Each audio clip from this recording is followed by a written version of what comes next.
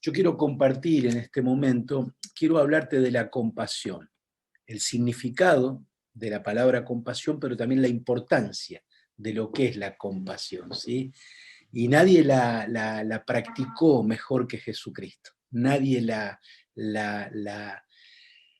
expresó mejor que el Señor Jesús. Así que vamos a leer en el Evangelio de Mateo, capítulo 9, verso 36. Evangelio de Mateo, ahí tenemos capítulo 9, verso 36, y dice así la palabra del Señor. Y al ver las multitudes, tuvo compasión de ellas, porque estaban desamparadas y dispersas, como ovejas que no tienen pastor. Y al ver las multitudes, tuvo compasión de ellas, porque estaban desamparadas y dispersas, como ovejas que no tienen pastor. Otras versiones dicen, y al ver las multitudes sintió compasión de ellas, ¿sí? La Reina Valera dice, tuvo compasión. Y otras versiones dicen, sintió compasión, que puede ser una expresión más apropiada, ¿sí? Jesús recorría las ciudades, las aldeas, las sinagogas, les enseñaba, les predicaba el Evangelio y sanaba de toda enfermedad y dolencia al pueblo. Y cuando miró a las multitudes sintió compasión de ellas. Escuchen bien, nosotros no solo tenemos que tratar con el texto bíblico, porque el texto, la palabra de Dios, no se practica ni se proclama en el vacío, ¿sí? La palabra de Dios nunca se practica ni se proclama en el vacío, sino que siempre se proclama y se practica en un contexto. Cuando entra en contacto con el contexto, la palabra de Dios toma nuevas dimensiones, toma nuevos colores, adquiere nuevas interpretaciones y formas. Es muy importante esto, porque no es lo mismo decir Juan 3:16 en una ciudad importante de Europa o de Estados Unidos, que decir el texto de Juan 3:16, por ejemplo, al final de una guerra, cuando una nación quedó destruida y hay muchas muertes y muchas familias perdieron a sus seres queridos y hay espanto, dolor, tristeza, angustia. Es decir, la palabra de Dios adquiere una nueva forma cuando entra en contacto con el contexto, cuando se vincula con una necesidad. Por eso Mateo está hablando de la compasión en un contexto cuando Jesús está viendo a la multitud y siente compasión por la multitud porque se da cuenta Jesús que eran como ovejas, que estaban desamparadas y dispersas, como ovejas que no tienen pastor. Toda la vida cristiana, todo el servicio cristiano, toda la misión de la iglesia es un camino de dos carriles. Es un tráfico continuo entre el texto y el contexto, ¿sí? Entre la palabra de Dios y un mundo alejado de Dios, un mundo herido. Si nosotros ignoramos esto, traicionamos la palabra, porque la palabra nos envía al mundo. Y escuchen bien lo que les quiero decir, porque justamente el otro día, dando una clase, cuando abrimos el diálogo con algunos estudiantes, uno de los estudiantes me hacía referencia a la iglesia donde él asistía, que escuchaba desde el púlpito muchas veces palabras muy fuertes, como de condenación. Y yo le mencioné una expresión del Evangelio de Juan que dice, porque Jesús no vino a condenar al mundo, sino a salvar al mundo. Y es importante que nosotros tengamos presente este tema. Nosotros estamos ministrando, Casa de Gracia, estamos ministrando un mundo herido, un mundo que necesita consuelo, un mundo que necesita esperanza, un mundo que necesita sanidad, un mundo que necesita orientación, un mundo que necesita fortaleza, afirmación. No estamos para condenar. Dios en todo caso puede hacer eso, ¿sí? Pero lo que quiero señalar es que la compasión nos va a traer en esta noche una visión mucho más clara del corazón de Cristo. Así que nuestro contexto, el contexto, si decimos que la palabra no se proclama en el vacío, sino que la palabra se proclama dentro de un contexto, el contexto que nosotros tenemos es un contexto de pandemia. Es un contexto de pandemia y es un contexto de dolor, de enfermedad, de muerte. Miren, esta mañana yo me levanté muy temprano, porque tenía que salir temprano, y cuando tomo el celular en la mano para ver los mensajes, el primer mensaje que recibí fue este mensaje. Lo recuerdo literalmente. Nicolás, hace unos minutos partió a la presencia del Señor el pastor Héctor Aguirre. Esa fue la primera noticia de la mañana, hace unos minutos. El pastor Héctor Aguirre es un pastor que yo conozco desde que yo recibí a Jesús como mi Salvador en el año 76. Es un pastor veterano de la Iglesia de Dios, que está pastoreando una iglesia en La Matanza, un pastor que plantó iglesias, un pastor muy querido, un pastor muy leal, muy fiel, que nos deja un legado de fe, de perseverancia, de servicio, que inspira a las nuevas generaciones. Se enfermó de COVID, se le vino una infección pulmonar, no la pudo superar y falleció. Esta noticia son noticias que recibo a diario. Que tenemos alrededor un mundo herido y nosotros somos vulnerables también en medio de este mundo herido. No por ser iglesia estamos nosotros inmunizados frente a un montón de cosas que pasan a nuestro alrededor. Entonces nuestro contexto de pandemia mundial es un contexto de desesperanza, de enfermedad, de muerte, de dolor, de ansiedad, de temor. Vivimos un tiempo donde un manto de dolor cubre la tierra. Es un tiempo de aflicción que debería convertirse en un tiempo de consolación también en un tiempo de esperanza, ¿sí? Lo repito, sí, es un tiempo de aflicción que nosotros tenemos que convertirlo en un tiempo de consolación y de esperanza. Miren, ténganme paciencia ahora un poquito, yo después acelero, pero me voy a tomar un tiempo para leer algo, que lo escribí hace mucho tiempo en base a un diagnóstico que se había dado que afecta a los países de la región. Escuchen, lo que les voy a leer es una realidad de Argentina, de Paraguay, de Chile, de Bolivia, de Perú, de Brasil, de Uruguay, de Venezuela, con distintos porcentajes, matices y énfasis, pero estos 5 grandes problemas afligen a los países de nuestra región. No afligen a los países del norte del hemisferio, ¿sí? Del hemisferio norte, perdón. Afligen a los países de Latinoamérica en general, pero particularmente a Argentina. Primero, y para hablar en qué contexto necesitamos expresar compasión. Primero, nuestra realidad es una realidad de pobreza estructural. Nuestra realidad es una realidad de pobreza estructural. ¿Qué decimos cuando hablamos de pobreza estructural? Escuchen bien, las personas no tienen los servicios básicos y tienen viviendas muy precarias. Son las primeras víctimas de los desastres naturales. En segundo lugar, tienen pobreza intergeneracional, es decir, que la pobreza viene por generaciones. Papá era pobre, el abuelo era pobre, ¿sí? Por último, se trata de personas que no pueden acceder al mundo del trabajo. Eso es pobreza estructural. Una vivienda precaria, ¿sí? No tener los servicios básicos, son las primeras víctimas de todo desastre natural, los que más sufren, es una pobreza heredada que no se puede superar y no pueden acceder al mundo del trabajo. Segundo, problema que aflige a los países de la región, nuestro contexto donde estamos ministrando como Casa de Gracia, la informalidad económica. Son los que no tienen recibo de sueldo, por lo tanto no cuentan con una cobertura médica, no tienen aportes jubilatorios, no tienen sindicatos, son personas que trabajan por su propia cuenta, no tienen acceso al crédito, reproducen la pobreza. Cuando acceden a préstamos, que lo hacen con la sola presentación a veces del DNI, terminan pagando altos intereses que los hacen más pobres.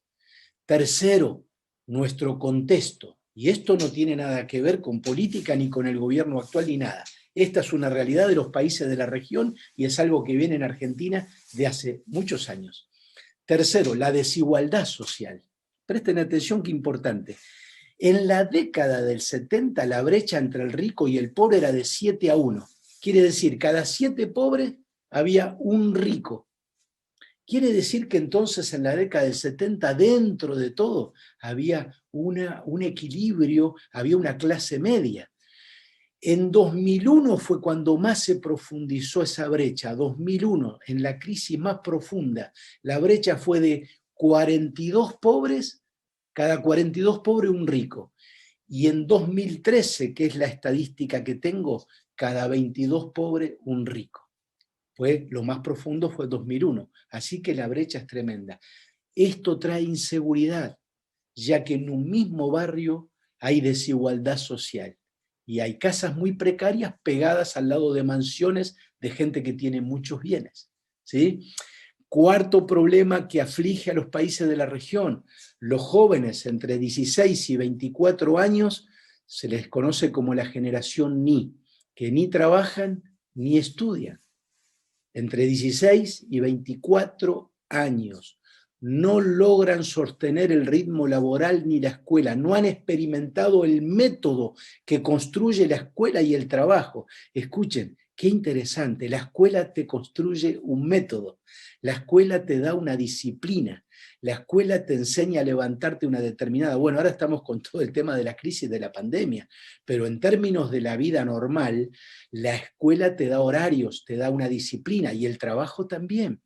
Pero estos jóvenes, muchos de ellos entre 16 y 24 años, en Argentina y en otras partes de los países de la región, no trabajan ni estudian. En 2013, el 40% de los jóvenes de Argentina no termina la escuela secundaria. Posiblemente hoy se habrá acentuado esa situación. Hay hacinamiento alrededor de las grandes ciudades. Esto lleva a los jóvenes a buscar espacio en la calle. Allí encuentran la droga y muchos de ellos comienzan a delinquir. Los gobiernos realizan programas de asistencia a los jóvenes, pero el 80% de ellos quedan sin acceso a estos programas. Y el último problema que aflige a los países de la región y Argentina, el último problema, de los mencioné, dije 5, ¿no? Este es el quinto: la violencia dentro del hogar. La violencia dentro del hogar. Argentina no es un país de explosión social, como por ejemplo la que hoy hay en Colombia. Todos estamos sabiendo algo de lo que está pasando en Colombia, ¿no? Hay un estallido social, la gente está en la calle a raíz de una reforma tributaria, la gente explotó, hay muertes, hay desazón, hay una crisis total. Argentina no se caracteriza por explosiones sociales, salvo en el 2001, hay muy pocas, pero es el número 1 en América Latina en implosión social. Es el número 1 en violencia de género. Es el número 1 en el estallido, pero dentro de las 4 paredes de la casa. Es increíble. En ese nivel estamos nosotros. Número 1 en Latinoamérica en violencia intrafamiliar. Es alarmante esto, pero esta es la realidad. Por eso, quería mencionar este contexto para que nosotros nos ubiquemos un poco. Pobreza estructural, ¿sí? Informalidad económica, desigualdad social, jóvenes que no trabajan ni estudian, la mayoría que no encuentra trabajo, que también abandona sus estudios, y finalmente también la violencia dentro de las 4 paredes. Por eso quiero referirme al texto de Mateo 9. Jesús, mientras recorría la ciudad y las aldeas, dice que en un momento se detuvo a mirar la multitud. Y hay 2 cosas que hace Jesús. Miró a la multitud y sintió compasión. Miró a la multitud y sintió compasión. Yo a veces digo y pienso, nosotros enfatizamos mucho la gran comisión de Mateo 28, y está muy bien, ir a ser discípulo a las naciones, pero qué importante también enfatizar Mateo 25, que también son palabras de Jesús y no lo mencionamos tanto. ¿Se recuerdan lo que dice Mateo 25? Tuve hambre y me diste de comer, tuve sed y me diste de beber, estuve desnudo y me cubriste, estuve enfermo y me visitaste, estuve en la cárcel y vinisteis a mí. Pero Señor, ¿cuándo hicimos eso contigo? ¿Por cuando lo hiciste a uno de mis pequeñitos? A mí me lo hiciste. Si lo hiciste a uno de estos pequeñitos, a mí me lo hiciste. Quiere decir que entonces junto con la gran comisión tenemos que agregar el capítulo 25 de la gran compasión. El capítulo 25 es el capítulo de la gran compasión. Y es lo que nosotros necesitamos rescatar. Iglesias que tengan un corazón compasivo, iglesias que tengan compasión por el mundo que los rodea. La compasión tiene que ser algo que nos debe caracterizar como iglesia, contextualizarnos en el entorno. Yo le mencionaba a Leandro el otro día en una conversación y le decía que la contextualización, es decir, esto de ubicarnos en el contexto, no es conocer solamente el problema del otro, sino que es identificarte con el problema del otro y hacerte vulnerable a la necesidad del otro, identificarte, correr para tratar de aliviar su dolor. ¿Sí? Interesante que Jesús comprendió esta realidad. Miren, hay un escritor francés que se escribe, Shaw se escribe, pero se pronuncia Shaw, que es muy conocido, Georges Bernard Shaw, que dice una frase extraordinaria: el peor pecado contra nuestro prójimo no es odiarlo. El peor pecado contra nuestro prójimo no es odiarlo, sino el ser indiferentes. Esta es la esencia de la inhumanidad, dice. ¡Qué maravilloso!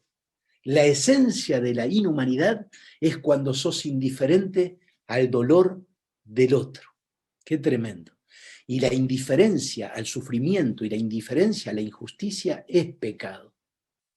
Tenemos que entenderlo y decirlo con todas las letras, porque hay pecados que no mencionamos. Siempre mencionamos pecados clásicos y condenamos pecados clásicos, pero hay otros pecados que son muy sutiles. Y cuando alguien es indiferente al sufrimiento del otro y es indiferente y no reacciona frente a la injusticia, también está cometiendo pecado como cristiano. ¿Sí? Así que hay dos verbos en el texto de Mateo 9:36, dos verbos que menciona Mateo. Jesús vio y Jesús sintió. Vio a la multitud que estaba desamparada, dispersa, y sintió compasión. Ver y amar. Tener los ojos y el corazón de Jesús es la clave para la misión de la iglesia. Tener los ojos y el corazón de Jesús es la clave para la misión de la iglesia. La visión y el amor son condiciones básicas para cumplir la misión de la iglesia. Sí, lo repito, la visión y el amor son condiciones básicas para cumplir la misión de la iglesia. Yo les decía a unos chicos en un devocional para la juventud de Latinoamérica, les mencionaba una frase que escuché de un pastor de la Iglesia de Dios, que ya falleció, un pastor que había venido de Estados Unidos a una de nuestras convenciones. Y él dijo algo maravilloso: no te acerques a las personas para evangelizarlas, acércate a las personas para amarlas. Y eso me cambió radicalmente mi manera de entender el evangelismo. Estamos en el mes del evangelismo global, ¿no es así? Este mes es el mes del evangelismo global. Y el 29 de mayo es el día del evangelismo global. Así que por todos lados hay muchos énfasis en evangelizar. Pero escuchen, evangelizar no es llevar la contabilidad. Evangelizar no es acercarse para ganar a alguien para Cristo. Evangelizar es acercarse a alguien para amar a esa persona, identificarse con su dolor, tratar de ayudarle a la persona. Porque cuando hacemos esto, la persona se siente dignificada, dignificada. Así que voy a la palabra compasión. Miren, la palabra compasión tiene que ver con simpatía, ¿sí? O empatía, pero también proviene de entrañas, ¿sí? De entrañas, es decir, algo muy profundo que nace de lo más profundo del ser. Un sentimiento que nace de lo más profundo del ser. Literalmente, compasión, literalmente significa sufrir juntos. Sufrir juntos. O sea, no hay nada mejor que decir, ponete en los zapatos del otro. Nada mejor que la compasión describe eso, de ponerse en el zapato del otro, porque es sufrir juntos. Es un sentimiento que se manifiesta a partir del dolor que experimenta el otro. Es un sentimiento que se manifiesta a partir del dolor que siente el otro. Es más que la empatía, es más intenso que la empatía, porque la compasión tiene entendimiento del estado emocional de la otra persona. ¿Me entienden lo que estoy diciendo? Vos estás frente a una persona que está sufriendo y estás teniendo un entendimiento de lo que le está pasando a la otra persona. Es decir, podés decir literalmente, cuando sentís la compasión de Cristo, podés decir, yo sé lo que vos estás sintiendo, yo sé lo que vos estás sufriendo, yo sé lo que te está pasando, lo estoy sintiendo. Pero miren, quiero ir un poquito más allá con esto. No es solamente sentir la compasión, por eso digo que es más que la empatía, porque hay 3 movimientos en la compasión. Hay 3 movimientos. Hay emoción, primero que nada es una emoción. Segundo, esa emoción despierta un deseo. Y tercero, ese deseo te lleva a la acción. O sea que, si alguien no hace algo por el otro, realmente no sintió compasión.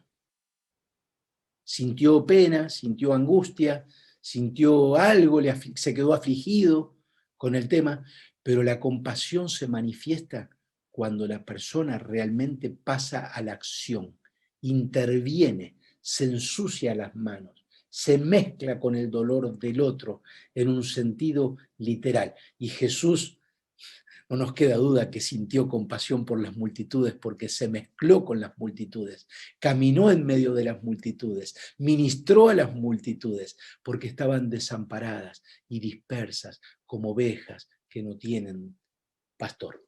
¿Se recuerdan que se dio vuelta y le dijo a los discípulos, rueguen al Señor de la mies que envíe obreros a su mies? Miren, Jesús está usando la metáfora de la cosecha, por eso usa la palabra obreros, porque habla, rueguen al Señor de la cosecha que envíe obreros para levantar la cosecha, al ver la multitud desamparada y dispersa. Pero solamente por eso usa la palabra obreros. Pero ¿qué estaba diciendo Jesús? Rueguen a Dios que envíe pastores a la multitud. ¿Por qué? ¿Qué dijo? Está la multitud desamparada y dispersa como ovejas que no tienen ¿qué? Pastor. Pastor.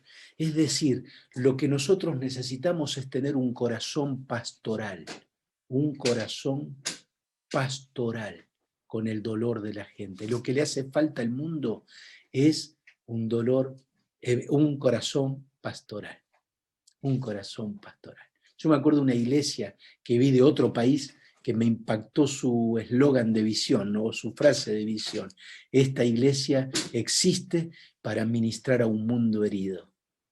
Era una definición de misión, ¿no? Si se quiere. Decía, esta iglesia existe para ministrar a un mundo herido, a un mundo herido. Recuerden, emoción, deseo y acción. Emoción, deseo y acción. Eso es compasión. Y nosotros como iglesia, y también como líderes, como servidores, necesitamos tener conexión emocional con nuestro prójimo. Yo escuché una frase hace muchos años que me llegó mucho y me impactó, que dice, lo efectivo es lo afectivo, ¿sí? Lo efectivo es lo afectivo. Lo que tiene efectividad es aquello que nace del amor. Lo que tiene efectividad es aquello que nace del amor. Si no nace del amor, no es efectivo. Es decir, que lo efectivo es lo afectivo siempre, siempre, siempre, siempre. Les leo una frase muy linda, antes de ya ir cerrando con esta reflexión. Una palabra muy linda de un teólogo que ya falleció, muy conocido, el doctor John Stott, una frase muy linda que siempre me impactó mucho su definición y la profundidad que tiene. Escuchen, Jesús sintió indignación ante la desesperanza, la injusticia y el dolor de la gente, pues comprendía el propósito eterno para la humanidad y pudo combinar de una manera poderosa indignación y compasión. Esto es esencial para la visión y esencial para la iglesia, para el liderazgo. Lo voy a repetir, Jesús sintió indignación. ¿Qué es indignación? Podemos saber cuando te indignás realmente, algo que te indigna. ¿Saben lo que me indignó a mí hace poco leer en un escrito de Instagram?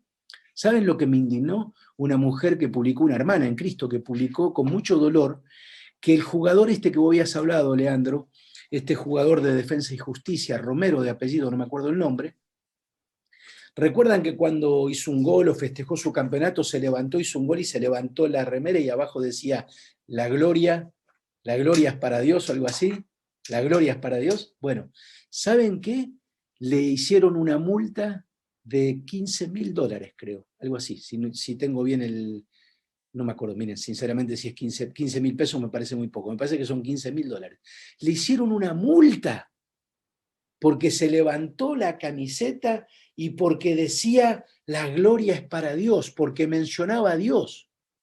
Escuchen, hermanos, en Europa los capitanes de los equipos de fútbol se ponen cinta con los colores que identifican al movimiento LGTB.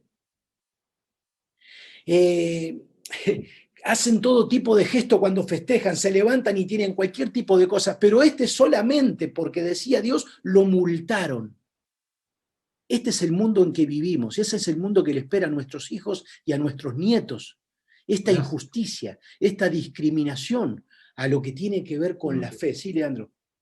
Sí, Conmebol multó con $15.000 a Brian Romero por mostrar la camiseta que decía la gloria a Dios. $15.000. $15.000. ¿Cómo podemos explicar? ¿Quién puede explicar esto? Que un futbolista, porque se levantó la camiseta y decía la gloria es para Dios, lo multaron con $15.000. Cuando los jugadores se tatúan, hacen cada cosa que no les puedo contar, pero que no por el hecho del tatuaje en sí, sino por lo que expresan y por lo que dicen, y a veces cosas ofensivas. O sea, vivimos en un mundo totalmente al revés. O sea que un muchacho que es deportista y que le quiere dar la gloria a Dios, lo multan porque le da la gloria a Dios, sencillamente. ¿Dónde está la explicación? Bueno, tendría que profundizar y averiguar bien cuál fue la razón. Pero esto no te produce indignación, esto te produce indignación. ¿Sí? Y decía el teólogo que Jesús supo combinar la indignación ante la injusticia, la desesperanza y el dolor de la gente. Es decir, Jesús se indignaba por la injusticia, se indignaba de que la gente esté llena de desesperanza, se indignaba frente al dolor de la gente porque sabía que había razones injustas para que la gente sufra. Por eso se identificó con los más pobres. Y se indignaba y entonces pudo combinar, dice el teólogo, indignación con compasión. Esto es lo que tenemos que tener, compasión, compasión, compasión. Y quería destacar esta palabra, porque cuando traté de profundizar en esta palabra me sorprendió el significado de la palabra. Porque escuchamos compasión y todos tenemos una idea de qué es compasión. Pero cuando te das cuenta es que es más intenso que empatía, que no se queda solamente en la emoción, que entiende el estado emocional del que sufre y que no solamente le nace el deseo de hacer algo, sino que hace algo. Yo dije, Señor, dame esa compasión. Yo quiero tener ese corazón compasivo. Yo quiero tener ese corazón como vos tuviste, un corazón lleno de compasión que te llevó a la misma cruz. Tanta fue tu compasión por nosotros que diste la vida en la cruz del Calvario.